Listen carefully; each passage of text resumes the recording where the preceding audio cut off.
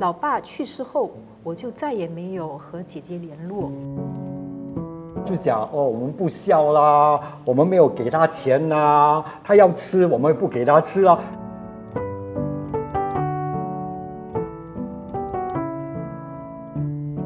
当我妈妈确诊的时候，已经确诊失智症的时候，我有一个长辈就来跟我讲，说你要小心，因为他知道我跟我妈妈住嘛，你会最后你就会被你妈妈压到哦，你没有朋友了，你没有社交，把你压缩到。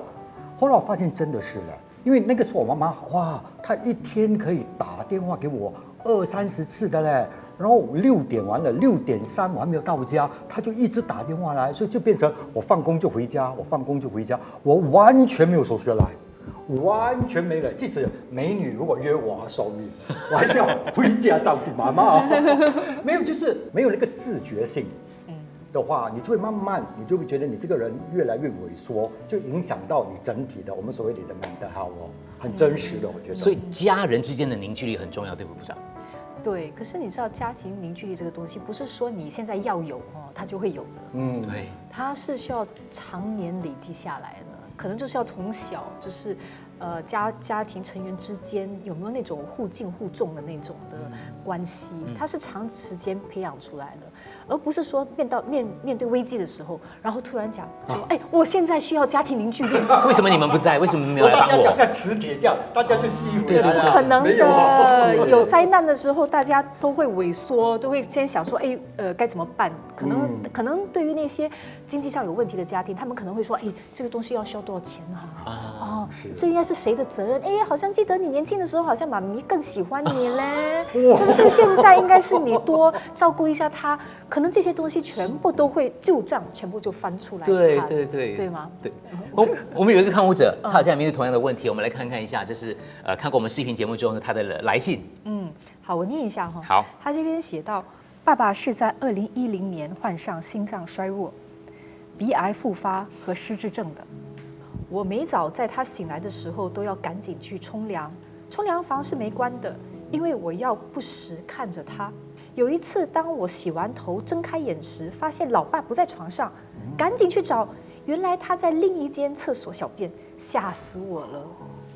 然后呢，他又说很不幸，老爸去年往生。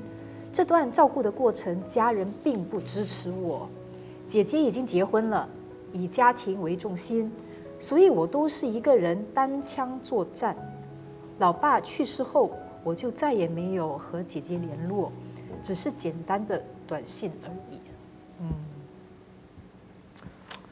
我就有一个发现，像这样即便在新加坡，我们常常也有这样的一个比较普遍的现象，就是到最后负起这个照顾那个病的爸爸妈妈也好，都是那些单身的，对，而且都是女性，对女性的，女性，对。有一个统计，如果没记错，是大概65%的看护者都是女性，然后占的百分比那种单身的其实是占大多数。而且我们的个案，包括我的亲戚，我自己接触到，我们的个案有一个状况就是，比如说我在照顾我妈妈，然后我周围的兄弟姐妹，因为他们没有住在一起嘛，对，然后他们偶尔来了，哇，就很多意见的 ，OK 啊，是为什么你这样？为什么你妈妈你没有给她这样？对不对？为什么啊？为什么你的风扇开到这样大？它会什么伤风啊？什么？你煮这些东西没有营养啊？什么这些，对不对？然后而且可能最难受的是，如果刚刚好爸爸妈妈那会儿是清醒的他还可能赞同别人的说法，因为有时候就是少来的客人。你可能会去更好的、更友善的去对待他，认同他然后天天照顾你的人你就会找到一些小瑕疵嘛，对不对？我觉得那个是最痛心的嘞。对，我还记得有一次，我的阿姨打电话那个说，骂我姐姐嘞，你们不孝啊，你们为什么没有给妈妈吃饭啊？什么？我妈妈失智症前，尤其是前面初期的时候，因为她很多妄想嘛，对，她就打电话去给我的那种亲戚啊什么就讲哦，我们不孝啦，我们没有给他钱啦，他要吃我们不给他吃啊，然后他们就信以为真的，就觉得啊，你们为什么这样对你妈妈？哇，那个时候其实那个压力其实是很大的嘞，就是你就会觉得很委屈啦，对对对对对，而且尤其是你真的是一家人当中只有你自己一个人照顾，像他这样子的话，他就特别没有办法跟周围的人倾诉这样子的一个自己的心声，自己的一个苦。你有时候还会担心别人相不相信你啊。即便像我的情况这样，其实我觉得我已经算蛮幸运的。就是我跟我2个姐姐，其中一个大姐嫁出去了，有自己的家庭，然后2姐没有，2姐跟我2个人都没有结婚，所以我们2个人就照顾我妈妈。我们3个姐弟，其实我们的感情蛮好的。即便是这样，跟你讲 ，OK， 我姐姐，他们应该 forgive me 的，应该原谅我了。曾经有一度我们姐弟之间也造成很大的撕裂。当那个照顾的那个责任变成很沉重的时候，你就会开始想，为什么是我一个人？对，为什么你们不可以？为什么？所以从个人情绪来讲的话，部长有什么样的建议给可能现在孤军作战的人？哎，我觉得得找到自己的一个社交圈子啦。